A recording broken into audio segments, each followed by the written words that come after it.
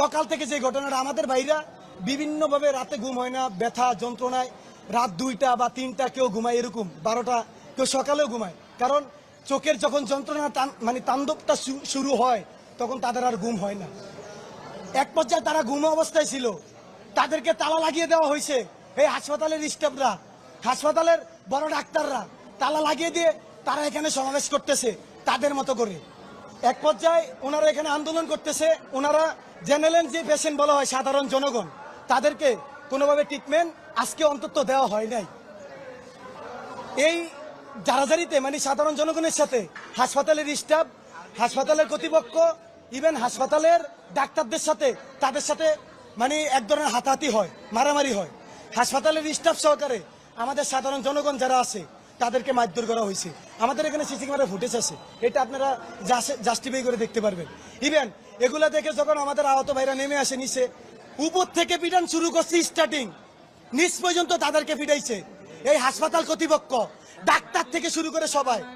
এক পর্যায়ে মায়ের খাইতে খাইতে আমাদের ভাইরা নিচে চলে আসছে।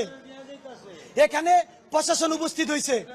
জুলাই আগস্টে যারা হত্যাকাণ্ড করাইছে, যারা আমাদের ভাইদেরকে হত্যা করছে, যারা আমাদের ভাইদের উপরে হামলা করছে, যাদের কারণে আমরা আজকে এভাবে আহত হয়েছি, তারা এখানে উপস্থিত হয়েছে।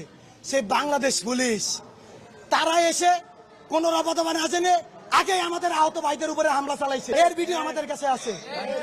শুধু হামলা না, তারা বুট জুতা দিয়ে, তাদের হাতের পিস্তল দিয়ে আমাদের ভাইদের উপরে এভাবে মারধর করা হয়েছে।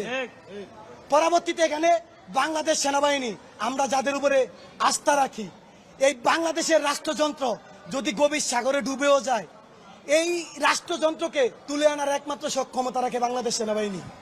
কিন্তু আজকে আমরা এই জুলাই আন্দোলনের আহতরা হতভম্ব হয়ে গেছি, হতাশ হয়ে গেছি যে কিভাবে সেনাবাহিনী শুরু করে আমাদের উপরে হামলা চালায়। আমাদের জুলাই ফাউন্ডেশনের 3 জন ব্যক্তি আসছে, তারা ওখানে অন্তর্ভুক্তি বা আমাদের সহযোদ্ধা, তাদের উপরে নির্মমভাবে হামলা চালাইছে।